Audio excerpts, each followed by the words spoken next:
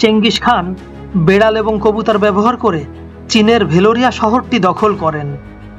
মঙ্গোলিয়ার বিশ্ববিজেতা বীর, পরাজয় যাকে কোনোদিন কোনো অবস্থায় স্পর্শ করতে পারেনি। মঙ্গোলিয়ার ছোট্ট একটি গোত্রে তার জন্ম হলেও তিনি স্বপ্ন দেখতেন পুরো পৃথিবী তিনি দখল করবেন। তিনি একজন সংসপ্তক বীর।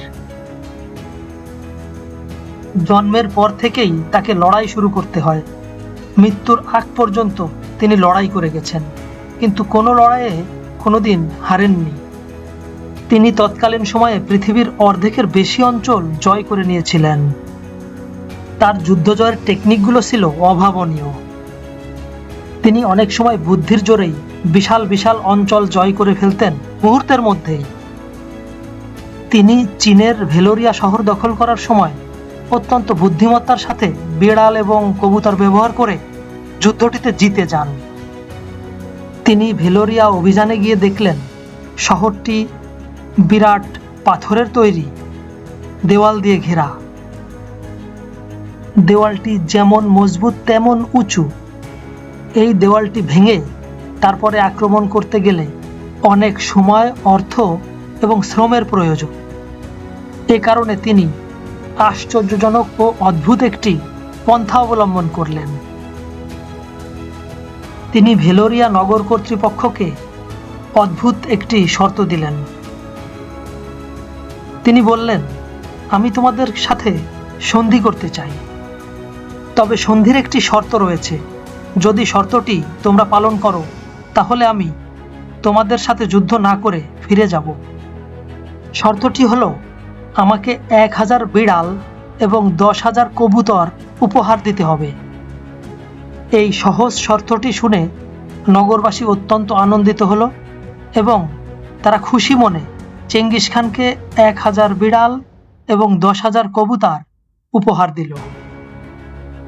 উপহার আদান প্রদান শেষ হলে নগরবাসী তাদের নগরে ফিরে এসে সিংহ দরজা বন্ধ করে দিল, আর চেঙ্গিস খান ফিরে এলো তাদের যুদ্ধের তাঁবুতে। নগরবাসী সন্ধি করার পরে আনন্দ উদযাপন করতে লাগলো এবং তারপরে আনন্দের সাথে শান্তির ঘুম ঘুমাতে লাগলো। কিন্তু চতুর চেঙ্গিস খান তার সেনাবাহিনীকে আদেশ দিল ড্রাম ড্রাম পেট্রোল এবং অসংখ্য তুলা সংগ্রহ করে নিয়ে আসার জন্য। প্রত্যেকটি বিড়াল এবং কবুতরের লেজে তুলাতে পেট্রোল মিশিয়ে বেঁধে দেওয়া হলো এবং তারপরে তাতে আগুন জ্বালিয়ে ছেড়ে দেওয়া হলো। এতে করে 10,000 কবুতর এবং 1000 বিড়াল আতঙ্কিত হয়ে প্রাণ ভয়ে ছুটে গেল ভেলোরিয়া শহরের মধ্যে। পুরো ভেলোরিয়া শহরটি ছিল কাঠের তৈরি একটি শহর, অর্থাৎ প্রত্যেক ঘরবাড়ি কাঠ দিয়ে নির্মিত ছিল। এতে করে যা ঘটার তাই ঘটল। বিড়াল এবং কবুতরের থেকে যে আগুন তৈরি হলো তা প্রত্যেকটা বাড়িতে ছড়িয়ে পড়ল, ফলে পুরা শহরে আগুন লেগে গেল। এতে করে শহরের প্রত্যেকটি মানুষ যার যার বাড়ি এবং ব্যবসা প্রতিষ্ঠানের আগুন নেভানোর জন্য ব্যস্ত হয়ে পড়ল। ঠিক এই সুযোগটির অপেক্ষাই ছিল চেঙ্গিস বাহিনী।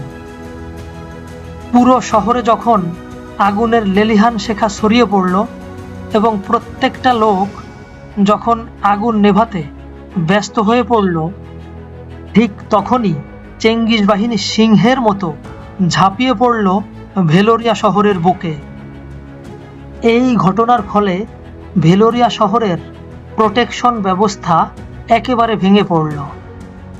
শহরের সেনাবাহিনী অস্ত্র ধারণ করার আগেই পুরা শহরের নিয়ন্ত্রণ চলে গেল চেঙ্গিস বাহিনীর হাতে।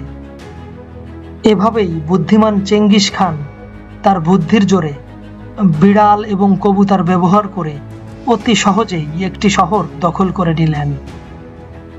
এভাবেই চেঙ্গিস খান তার জীবনের প্রত্যেকটি যুদ্ধ জিতেছেন হয় বুদ্ধির জোরে, না হয় শক্তির জোরে, আর না হয় কৌশলের জোরে। এসব কারণেই এ পৃথিবী চেঙ্গিস খানকে মনে রেখেছে ইতিহাসের এক মহান বিজেতা হিসেবে।